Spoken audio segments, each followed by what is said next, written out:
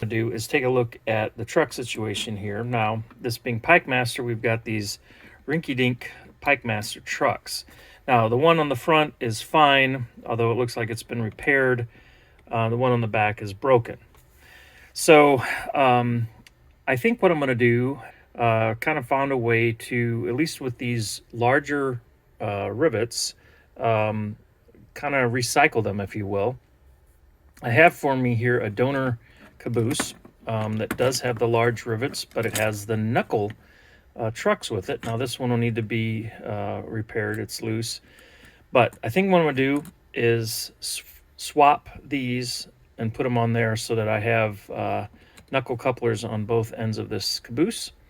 And that'll be the next piece of progress on our repair.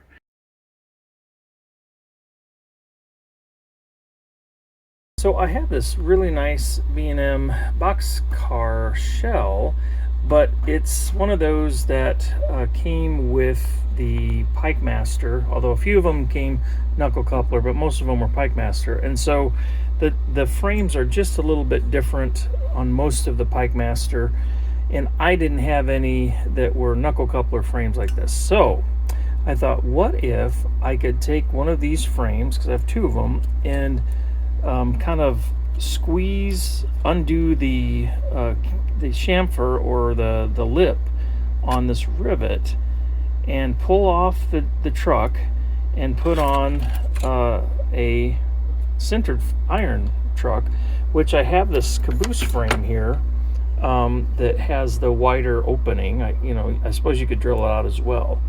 But I thought, this stuff is all basically junk right now, so I guess I can't ruin it.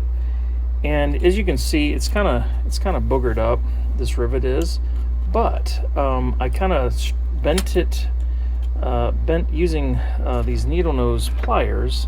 I kind of bent the lip straight and then tried to actually narrow the opening so I could get the frame down over it. And so now I've got this, and you're probably thinking, well, that looks like quite a mess to me. And it is. But here's my plan. I'm going to take this punch, and as you can see, it's rounded. I'm going to stick that in there, and I'm going to give it a few taps to basically make it a circle again. And then, if all goes as planned, I should be able to then take a rivet kit or something to basically flatten out the edges so that the truck stays in place. So anyhow, that's what I'm going to do, and I'm going to, if you're interested, come along for the ride today and we'll see what happens.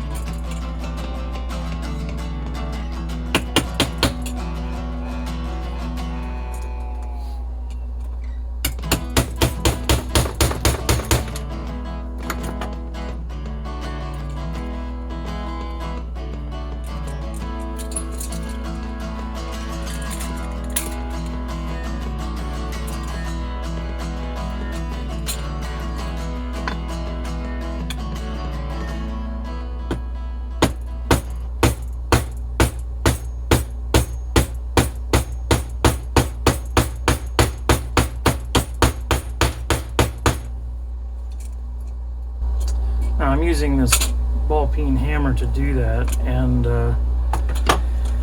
it doesn't maybe look the best, but hey, it works.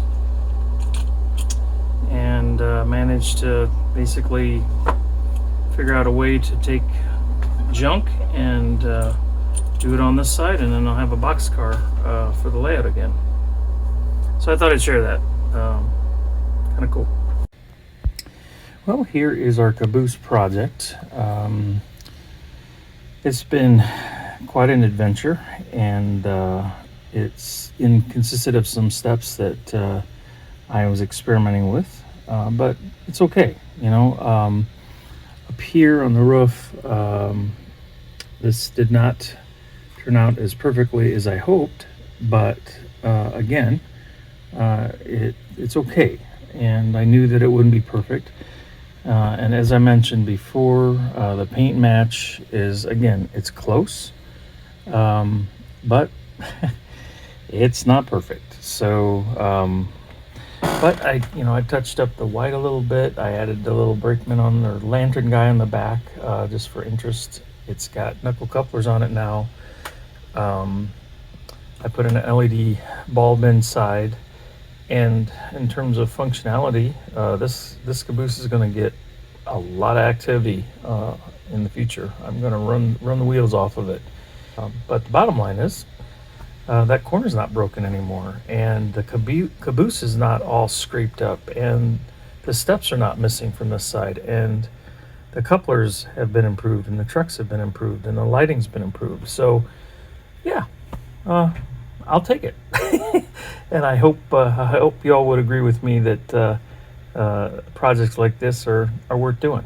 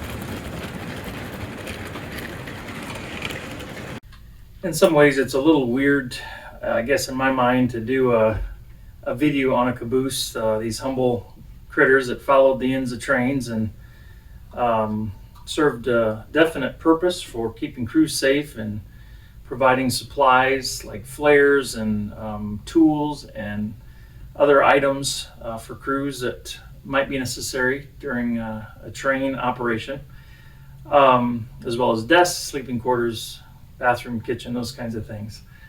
Um, but it's struck me how you see cabooses come up online, eBay, other places, and it seems like people are trying to get rid of them most of the time. Like 10 for $3 or that kind of thing. And in fact, someone even shared with me recently how There used to be someone that would show up at York every year, and apparently on the hour he would smash a caboose. Like he'd literally destroy it because there were so many of them. And I've been wondering about that, pondering how is it that there are so many cabooses? Is it that there are so many engines that are no more? Because you figure every train set had one caboose. Yet it seems like most people, if they count the engines they have, the cabooses far outweigh the amount of engines. So somehow that's gotten off kiltered. I don't know, or could it be that cabooses and rabbits and mathematicians all share something in common, and that's that they're really good at multiplying? I don't know. Maybe you have the answer. But I hope you've enjoyed this video. Until next time, take care. God bless. We'll see you. Enjoy your flight.